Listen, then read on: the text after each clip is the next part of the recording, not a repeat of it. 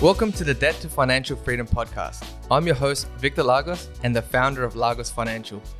I've been in the finance and lending industry for 16 years, and I've personally made financial mistakes and learned from them. I started this podcast to share stories and lessons on my own journey and to share insights that may help others on their journey. And I interview people that I've connected with that share the same values and mission to help others create financial freedom. My goal with this podcast is to share raw, honest, transparent, and helpful stories that you can relate to and inspires you to take control of your finances and only have debt that brings you closer to financial freedom.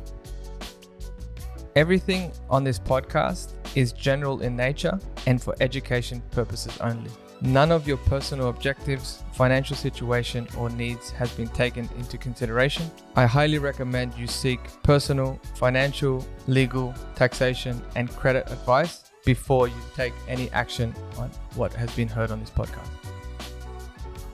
Welcome to episode 4 of the Debt to Financial Freedom podcast. I'm your host, Victor Lagos. I'm also the founder of Lagos Financial, which is a finance broking business. Today, we have a special guest, Alex Minster from Astute Property Network. He's a buyer's agent. He used to work for a developer. He's aligned with the mortgage aggregator that I work with. We met last year and we met a couple of years ago. But face to face we met last year and we connected because we share a passion about helping people understand what they can do to improve their chances of success in property and what they can do to prepare themselves for what's out there and not be taken advantage of. Absolutely. So, Alex, welcome. Thank you. Thanks for having me. I might add this is my first podcast, Vic. So, well, I hope you enjoy it. So the pressure's on. No, I really appreciate you coming out and spending the time because this is a really important topic. I shared it in episode 1 about my parents. When it came to debt that my mum accumulated, that was a big part of it. But another part is when what happened was they were sold brand new property off the plan. I was much younger and I didn't actually know what was going on at the time. I only know this in hindsight now that I've been in the industry for a while and I've had involvement in property. But basically what happened was there was a recipe for disaster. They bought brand new. They thought it was a freestanding house. Turns out it was part of a gated community, so there was strata costs they didn't account for. The loan wasn't interest only for 5 years. I believe it was only like 1 or 2 years. So the loan reverted to P&I unexpectedly from their end. The property prices went down. This was in Queensland, specifically in the Gold Coast, Nerang, the suburb was. And the tenants moved out. And then on top of that, my mum was out of work. So for like a year, they were in financial hardship, trying to hold on to this property. They put $100,000 of their own money from home equity to buy this place. After a year of hardship, they had to cut their losses. They sold that property for much less than what they bought it. So the 100 grand was gone. And get this, they still owed 20,000 to the bank after selling it. So the bank had to agree to let them to sell it at a loss. So the bank defaulted them. So they weren't able to ever borrow again. They ended up having to sell their home not too long after that. Now they're in their 70s. They're retired on the age pension and paying rent, and they have no money to their name.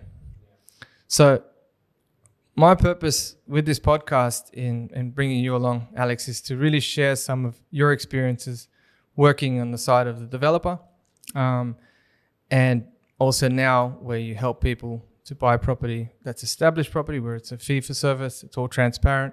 And just so they're aware of what goes on out there, like how can we stop this from happening to other people so they don't end up like my parents? Absolutely. Yeah, look, sorry to hear that's happened or the experience that your parents have had. And the unfortunate thing is it's happened to many people, right? May I ask, how they got into that situation? Were they advised? Did they just go to a developer to buy directly from them, or was it a recommendation? Yeah, it's a good question. So one of the questions I wanted to ask you, which is what's the difference?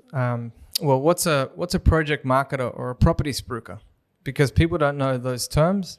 They might have heard of property spruiker, but this property they bought was sold to them through a project marketer. Sure. And they presented themselves as, a property strategist or property investment specialist or something like that, and they present, high quality flyers and in booklets and all the shiny stuff, and they say, we know you want financial freedom, we know you're wanting to provide for your family, we've got a pathway to do it, you're going to get depreciation benefits, this is the cash flow you're going to get, this is the capital growth that we're estimating, we've done all the research for you, you don't have to do the research, all you got to do is sign this contract, and guess what, it doesn't cost you anything. That's how they sell it to them. They're like, this is too good to be true, because they care about their family, because they're wanting to provide, they sign a dotted line. And next thing you know, they don't actually realize that they bought an overinflated property because there was commission built into the price. And what many people don't know is that commission is sometimes $30,000, $40,000, $50,000. And they're buying in an area, and I know you shared this recently on a workshop we talked about, but they're buying in an area where there's a lot of new development.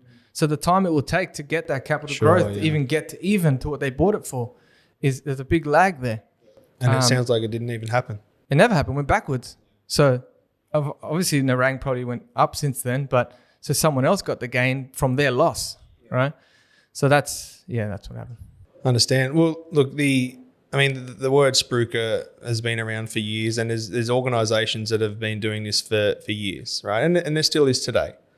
Okay, so to differentiate, spruikers compared to property advisors, legitimate property advisors or buyer's agents. I mean, the spruiker typically hold events. You go to an event. I mean, this day and age, it's done on webinars as well, right? But they hold events. They put on, all the jazz. There's food, drinks. There's researchers there.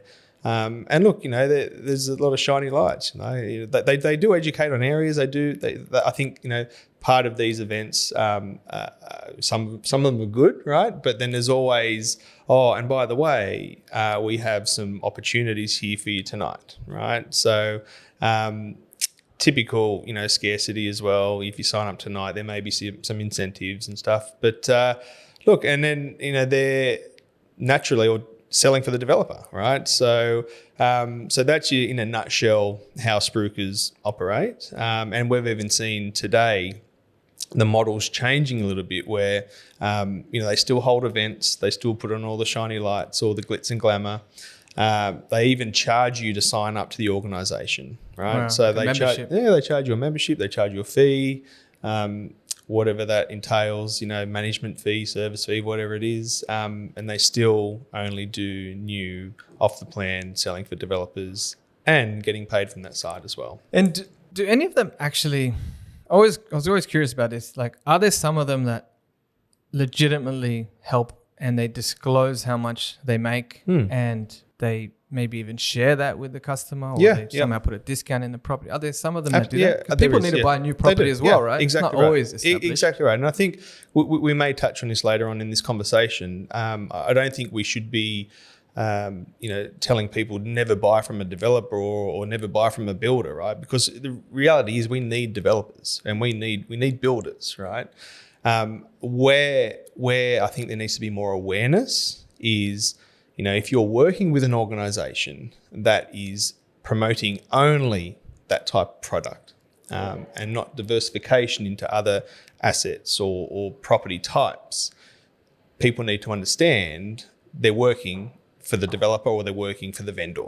Okay. And again, there's no problem in that. I mean, there's always a cost to a sale, right? Developers need these types of organizations. But I think there needs to be more awareness brought around that. Why isn't it regulated? That's always another thing, right? Everyone wants to buy property. It's the Australian dream. Why hasn't the government come up with some regulations to protect people from these sales tactics or practices that go on? Sure. Is it because they make so much money from it? Look, the government need developers, the government need people to buy property, right? I mean, look at how much they would make in stamps, okay? Yeah. How do you regulate the property space? It's such an open book. I mean, if they bring in regulation for people selling property, how do they regulate every single real estate agent who is saying, you should buy this property because of all these attributes, you know what I mean? So I think where the grey area is and where there needs to be more regulation is if your organization or the company you work for is in the space and promoting wealth creation, building wealth through property, like I think that needs to be more regulated because it falls under advice, doesn't it? Well, yeah, I mean, it walks the fine line. It walks the fine line. There are industry bodies out there which we are members of as well. Like PIPA Yeah, is one of PIPA, them? yeah, PIPA. yeah. So they're, from my understanding, they're at the forefront of, more regulation in our space. Okay, so What are the requirements that they create? well, disclose. So if you're part of that organisation, if you are getting paid by the developer, if you're getting paid by whoever it is, you have to disclose that, right? Transparency is a big one here, right? So, I think their major thing is always keeping the buyer's best interest at heart. Okay, so whether if you are charging the vendor in this case, it's disclosure in that space. However, if you are charging a fee for service, you can't be clipping the other side as well. All right, so it's one or the other. Okay, so that's where the grey area is, and I think it's too hard at this stage to regulate, right? So, But if they do disclose it, they can just put it in a contract and say, yep, we make 15, 20, 30,000, blah, blah, blah. But we've still done the research. Like they can still easily talk around it and not let the customer know that they're paying more than they would if they found that property themselves. Yeah. Or if they bought the land and they sourced the builder and they got it, priced up. Like, so that doesn't really solve the problem. Obviously, it does help by disclosing it. But I guess the purpose why I'm asking this is like, is there more education out there? Is there other resources available for potential buyers so that they can become more empowered themselves and not rely on a property marketer or whatnot to actually do the work for them? Yep. I think we should be clear as well. I mean, there are marketers, there are people out there who do new properties or work for developers who I believe they have a genuine interest to help people, right? Because I was one of those at one point. Right. And it comes down to think of it like this. The state that the building industry is in at the moment. Okay. Let's put a date on this. We're February 2023. For the last 12 months, building has been struggling. Okay. There's a lot of builders out there that have to try and recoup what they've just lost over the last 12 to 24 months. Okay. So if they're continuing to operate in the industry, their prices have gone up. That's true. Okay, and their margins are their margins are impacted, right? So if a builder is selling you a build for, I'll just pull a figure out of the air, $400,000, right? Is the builder within their right to charge $400,000? They absolutely are, right? Because that's probably what it costs to build that property, right? So we can't be sitting here saying, well, the builder shouldn't be charging that because I believe it's worth less, right? Is a land developer in their right to charge what the market is paying for land? They absolutely are, right? But when you look at packaging that together, you've got to go, okay, well, what I'm buying this for, is this the true value for property in the suburb? Am I over that at the moment, right? Does that make sense? It does, it does. So, and if they disclose it, say that same example, 400 for the build, say the land is say 300, that's 700,000. If there's a middleman that says, I'm going to package it up for you, this is the ideal area to help you create wealth, and now you're paying 750,000. That's right, yeah. And this is where the buyer needs to be aware that it's only worth 700. That's the true cost. If it's worth 700. But if the builder's charging a set amount, the developer's charging, yes, you're right. We need to compare the market. Yeah, is it actually worth that, right? Yeah. Because where people get, from my experience and my knowledge of it, is that they'll target people who have got existing properties and access to equity, because then they can cover the shortfall. So if the valuation comes in, it's not worth 700, let alone 750. Say it's worth 650. But it's all right. You've got 100K in equity that you can tap into. Yeah, exactly. That's where they get. That's what they did. My parents, right? They had to use equity, and that covered that extra cost, that commission that they built in. And for someone who wants to build their property portfolio, they need equity. They need that to buy the next one, right?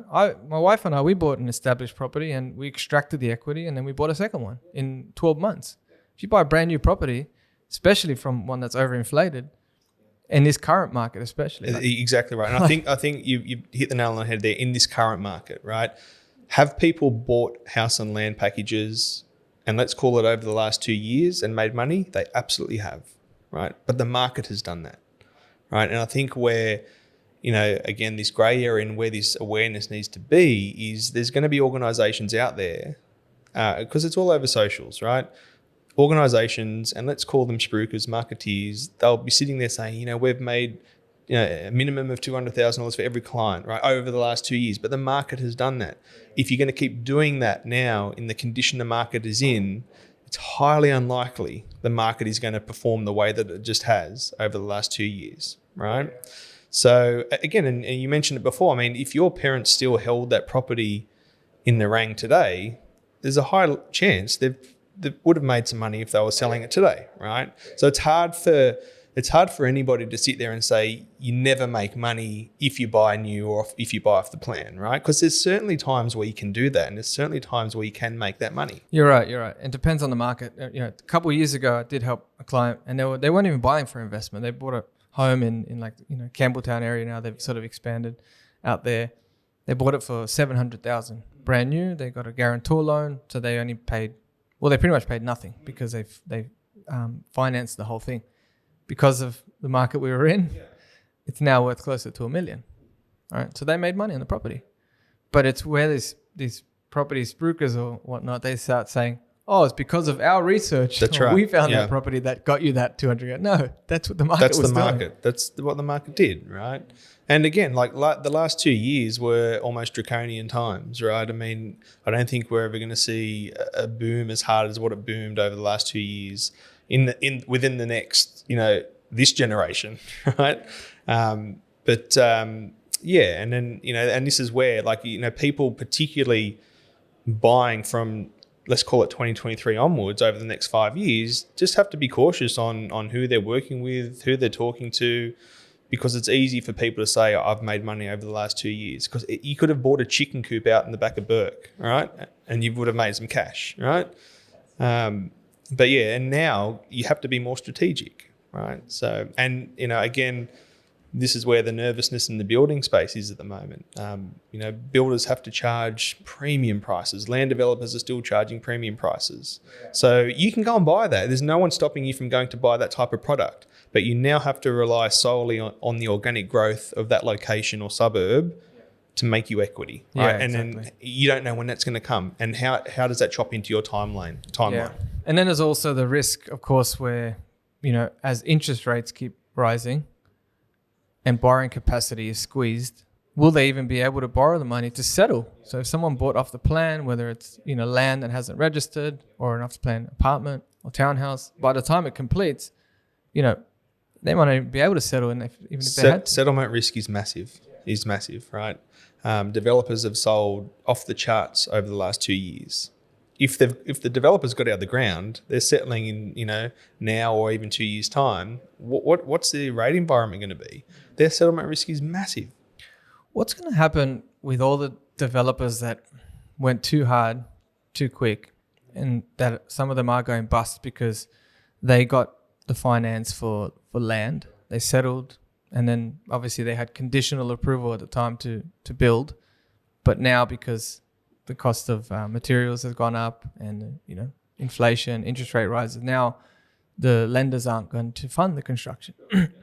Now they have to sell, investors lose their money, put money down on these. What impact is that going to have to the greater market?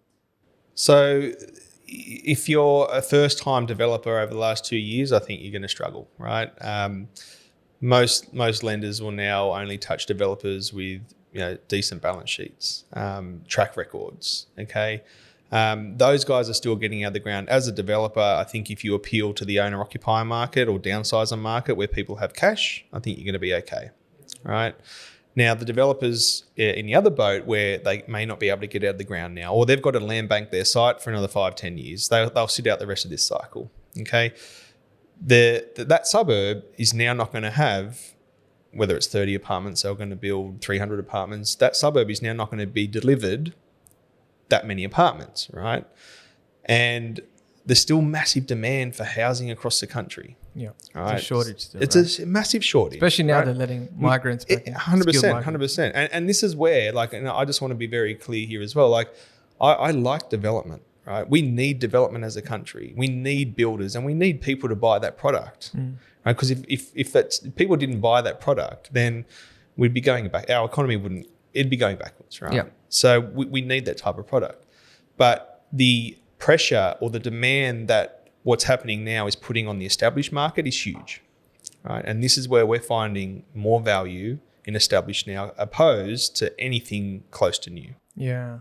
Can you touch on that a little bit more? Now that you are a buyer's agent versus working for a developer, you focus Let's more make that clear. It's yeah. Yeah, you focus solely on established property? Absolutely. Yes. Okay. Yeah. And with the current market conditions that we're in, is it still a good time to buy? Look, my personal opinion here, I think regardless of any economic condition, there's always opportunity. There's always times to buy, right? And this just comes down to understanding your numbers, your strategy, your appetite, right? Because there's always opportunity, right? Regardless if the market's in a massive upswing or downswing, there's opportunity to be found. I guess if you're asking, should people be holding off at the moment? Should they be waiting till, the bottom of the market looks like it's reared its head? Look, it's up to the individual, right? You've got to do what is right for you and your family at the time. I think if you've got a long-term play or a long-term strategy, we're talking 10 years plus. I mean, yeah, it's great to buy at the bottom of the market or close to the bottom because, then you're going to have an upswing, right? Yeah. But my opinion on that as well is, do you really want to try and find the bottom? Because how long is it going to take for that upswing to come? Yeah. All right.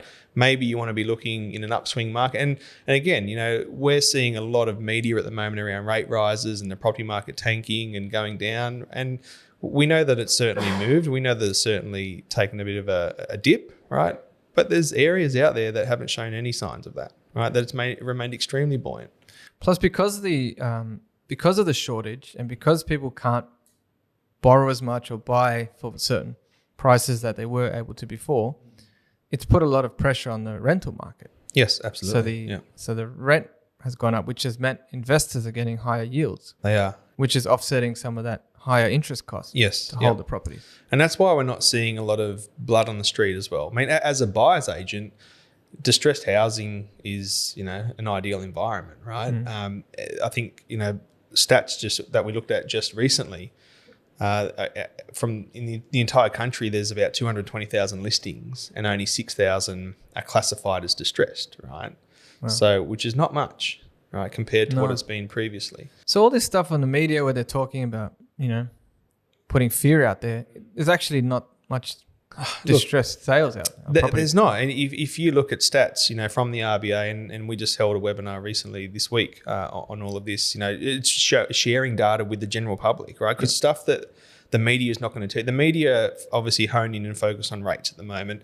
And so we're certainly not dismissing that rate rises are going to impact people, right? Because they do. I think the people that it's going to impact are the people that probably shouldn't have bought a $1.5 million house in the first place at rates of 2% and they were stretching their neck, right? Yeah. So they're the people that I think it's going to impact.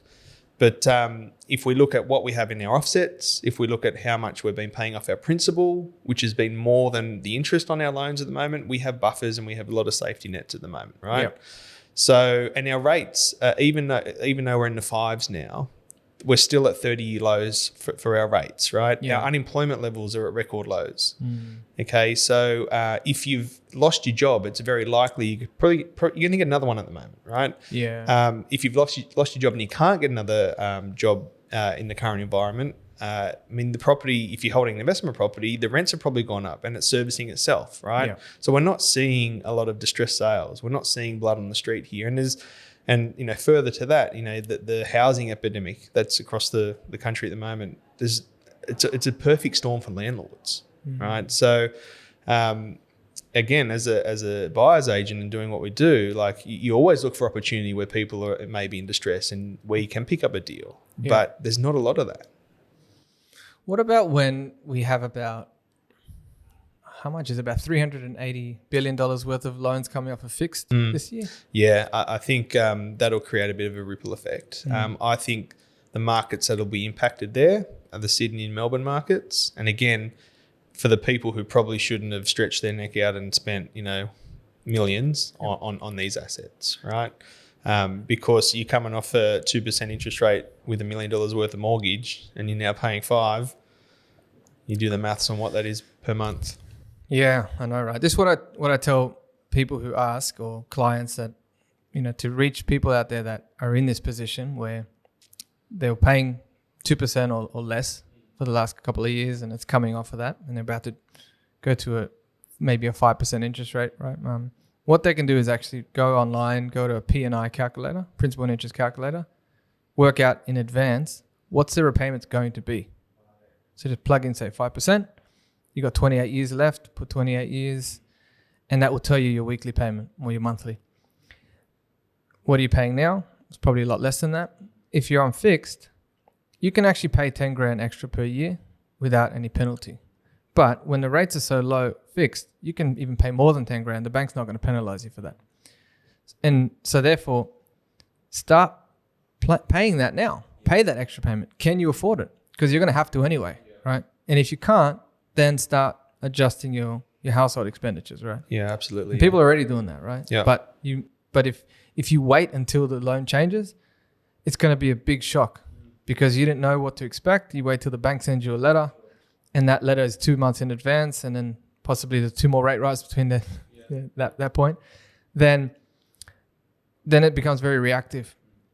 That's when there's distressed sales, because you only really lose money on good property if you sell too soon because you can't afford to hold it, right? So yes, some people have got cash buffers, and that will carry them, I think, for a period of time. But if they can start getting used to, because that's the norm, right? The norm will be probably around that 5% for the performing economy, right? Sub 2% rates were for a global pandemic, right?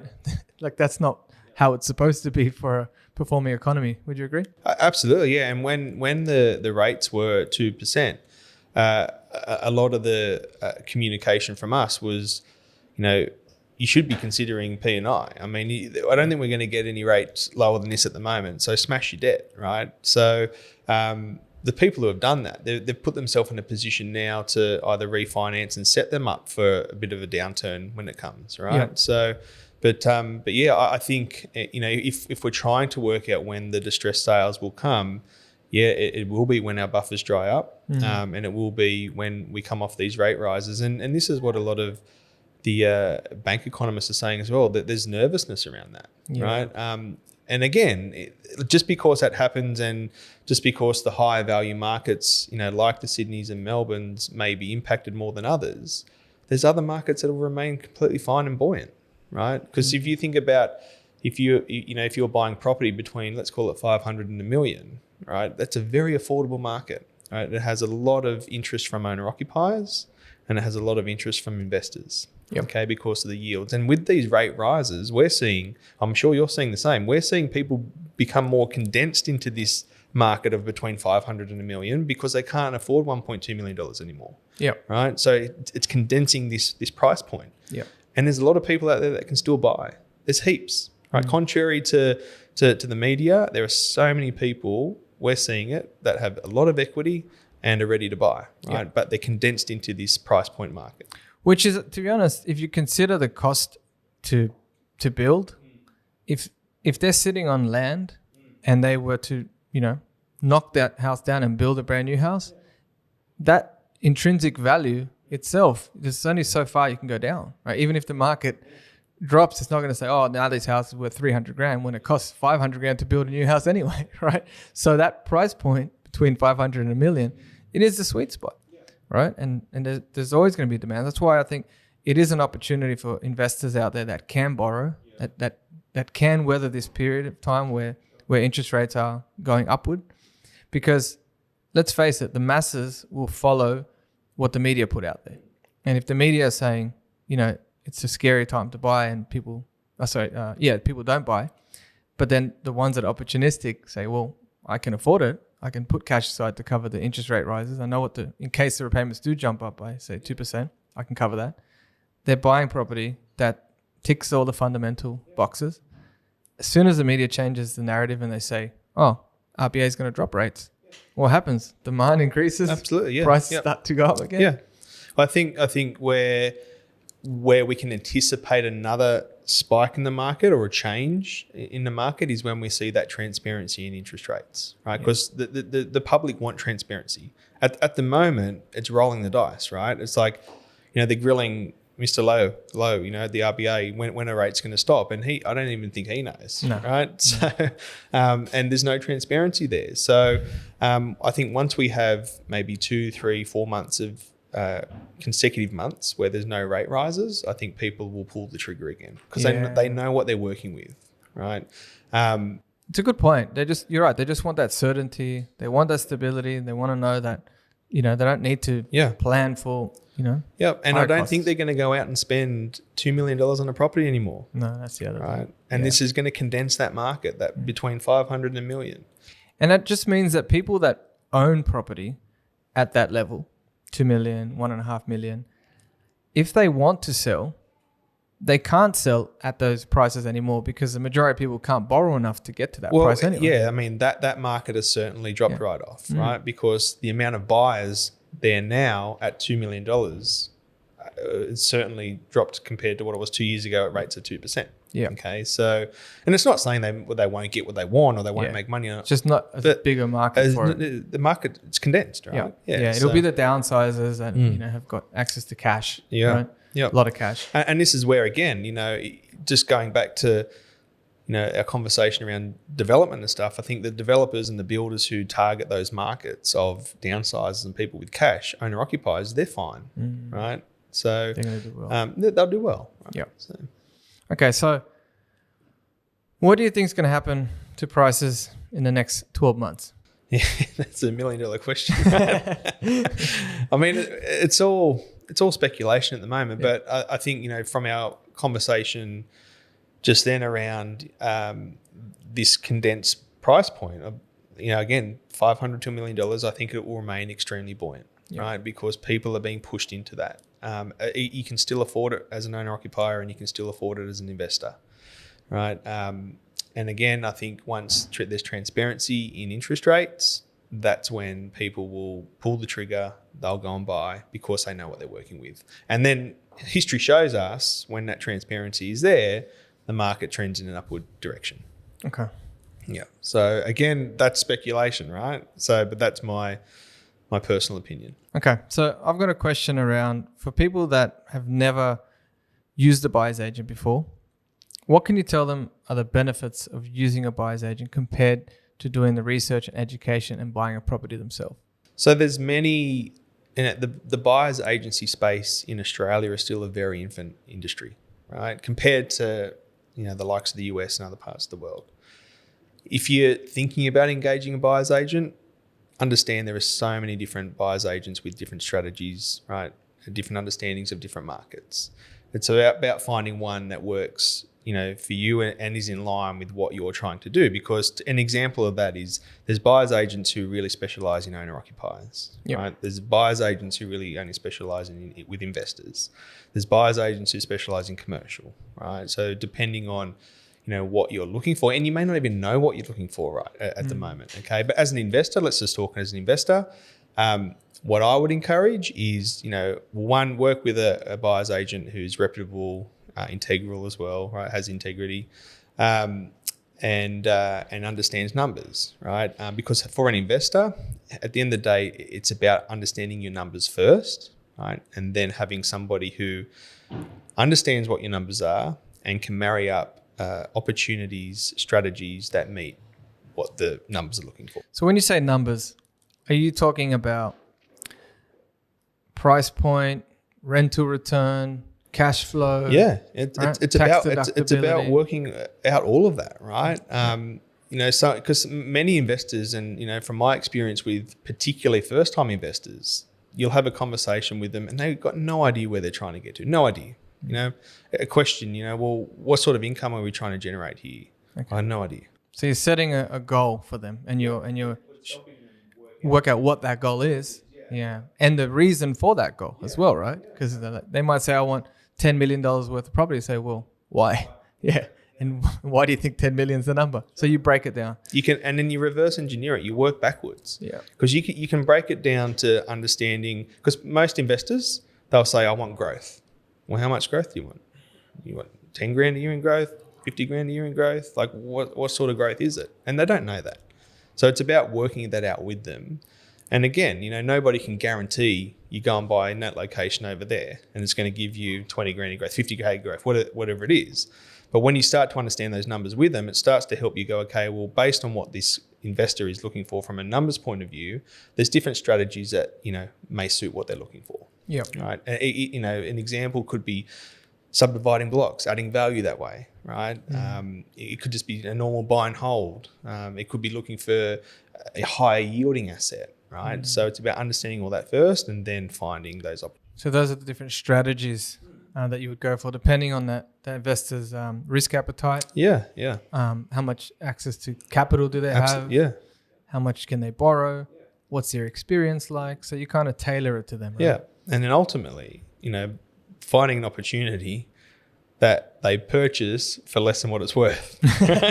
Yeah, to justify your fee, right? That's it, right? Exactly. You're going to charge. Like, it's not a free service. 100%. Yeah. So, there's many different ways you can look at it. Yeah. The buyer's agent that I used, who I had on the previous episode, Joe Tucker, he was able to get the property below market value. And at the time, because there weren't rate rises yet, there was only a couple of them, that gap was larger. Yeah. And I recently did a desktop valuation just to see where it landed. And it's only now worth 10 grand more than what I bought it for. And at first I was like, damn it, there goes all my equity. And I thought, wait a minute. It's a downward market, and it's still worth more than what I bought it for. I did pretty good, right? Yeah. I mean, as a mortgage broker, you probably understand lenders view it as very conservative, right? Yep. So exactly. Go and get another val, and it may come in 50K more. So it's so true. Yeah, that's what I always do. I go across a few. Yeah, I wasn't doing that for a specific purpose of lending. I just wanted to get a feel for what it was at now. So and with that, I mean, I assume you weren't disheartened by only making 10K in a year. No. At first I was, and then when I sort of thought about it more, it's positive because it hasn't gone backwards. Yeah, exactly. Even with like 8 rate rises, and you're holding it over the long term. Exactly. Yeah, it's a buy and hold, right? Yeah. Okay. Cool. And the other question I would say is how does someone differentiate, say they are talking to different buyer's agents, what should be the questions they would ask to gather if they are the right agent to work with? Yeah. I mean, hit them with how many properties do they have themselves? Their personal investment. Well, I think, it's because, you can sit there and advise somebody or guide somebody, but if you haven't done it yourself, right, it's, without getting too deep, I have a portfolio. I've got in trusts, SMSFs, you know what I mean? So I've got different structures as well. So I've understood that. So they can share from personal experience as well. Exactly right. So, but again, it's not my role to discuss if it should be bought in a trust or if it should be bought in an SMSF. I mean, typically people come to us already with that, strategy in place, and our role is to source the property, right? Yeah. And that's why it's always good to have a trusted network of professionals that you work with. Absolutely. And I have that. You're obviously part of that network, so that for what advice you need, whether it is around the property or the tax effective structure or the loan structure, which is the advice that I give, or the insurances to protect that wealth, which would be a financial planner, the lawyer to review the contracts. It's like all that. You got to have a good team around you, right? A network. Exactly. Awesome. Okay. So this one, I don't know if you're willing to share, but what would be some of the best locations to invest in right now? Yeah, that's, look, it's a hard one, right? I mean, it's what everybody asks and what everybody wants to know. But again, it comes down to, what are your numbers? What are you trying to achieve here? Right. You can, again, go back over the last 2 years, and I don't think there was one place in the country that didn't produce good, or growth, some form of growth. Right. I mean, I'm sure there was, but what I mean? Like, you're talking major capitals and surrounds. It comes down to fundamentals as well. If you start to look at interstate migration rates, where are people moving out of, where are people moving to? What's the infrastructure going to these locations and suburbs? what's the demographics here? I mean, you can start to look at all those metrics and start to drill down and go, okay, well, based on what I can spend, I think, Southeast Queensland's right for me, or, maybe I should be exploring Perth or Adelaide. So there's no, again, my personal opinion, I don't think there's any one place that is the best or is going to far outperform the rest, right? Because they all have their pros and cons. But again, it comes down to understanding what is it that you're trying to achieve from a numbers point of view. Right. And, you look at, Joe and Jeff's group, I'm part of that on I think it's a fantastic group to be a part of. Right. I think they've done a very good job of helping protect the general public as well. Right. Yeah. So hats off to those guys. You look at the posts they get on a daily, I've got 500,000, I've got X amount. Where should I buy? Right. And you see the comments and it's, what's your strategy? What are you trying to do here? Right. Yeah. And 90% of the time, investors don't know. They're like, I want growth, right? Yeah. Or I want a yield. I want growth and yield, right? Yeah. So, but because if you understand what it is that you need from if you need X amount of yield, if you need, a certain percentage, you can start to break it down to go, okay, well, these areas are producing that percentage, right? So maybe we should shortlist them, right? If we need X amount of growth, these areas have shown signs that they're producing X amount of growth, right? Yeah. And you can start to shortlist, right? Yeah. Yep. So everyone is different. Yeah, it depends on where they're up to on their journey, right? Because, the podcast, which is Debt to Financial Freedom, you could be on the bottom of that spectrum. A lot of debt, no property, no other income except your employment. Or you could be on the further end where you've got a few properties, got some passive income, you're closer to financial freedom. So that strategy is really important, right? Absolutely, yeah. And also, how old are you? How much more working life do you have, right? To borrow money, right? Do you need equity in the short term or the long term? Can you hold it for another 20 years, or do you need to sell it in like 5 to retire, right? So I see the value. A way, this is very general, right? I mean, a way that people can start to work that out is you've got to work out a time frame. A way to work out a time frame is think about how old you are today, and what's the age you want to be where you'd want to replace your income, or what people know as retire, right? So if you can work out how long you have left in the workforce, okay, so that gives you your first piece of the puzzle. Then you got to start to break it down to go, okay, well, if I'm 60, 65, whatever it is for the individual, what sort of income do they need to be producing? What do they want to live on, right? Then you got to work out, well, how long do I need to live on that income for? And this is where nobody knows when they're going to kick the bucket, right? But assuming they're healthy and they live until 80, 90 years old. Yeah. Well, statistically, 85, right? Okay. Is so then, if you go, okay, well, I want to live on 100 grand a year, and if I'm retiring at 65 and I'm kicking off at 85, I need, that's 20 years. I need $2 million. Yeah. Right. So that shows you somewhere to start, right? And then you work backwards, right? Okay. Well, what's my debts at the moment? What's my assets at the moment? What's contributing to this? Right. So then you can break it down to go, okay, well, over the next, let's call it 20 years in the workforce, I may need X amount of growth. Yeah. Okay. That makes sense. So my last question for you is, how would you define financial freedom? For me personally? Yep. It's doing what you want when you want on your own terms. Love it. I mean, that's what it comes down to, right? Yeah. I mean, you ask any investor, why do you want to do this? I want to do what I want to do when I want to do it. I want to work for the man for the rest of my life. Yeah. Right. You want to work because you want to work. Not because you have to work, right? Yeah. That's why I want to get this idea of like waiting till retirement before you're financially free. I want to get that out of people's psyches, because you don't have to wait until you're 65 before you can start living. You can replace your income much sooner than that. It's about having that growth mindset. It's about looking for opportunities that are going to create assets that pay you an income. And that income, I said it to Dion earlier, it's like about having a money machine that gives you enough income to let you do what you do without working. Doesn't mean you won't work. No, It just means you don't have to work. 100%. 100%. Love it. I did some numbers the other day for my personal scenario, and I've worked out if I, had all the debt gone from my investment assets, mate, I could live comfortably. I'm not driving Ferraris, but I could live comfortably. Awesome. So it's a good feeling. So so realistically, you're kind of financially free now, right? To an extent. To an extent, If I think my partner would be cracking a whip for me to get out of the house. But would you say though that when you approach your business, you don't need the money to live anymore? You can do it because you care, because you want. You know, transparency. I need to produce an income to pay my debt down, right? So I've still got to do that, right?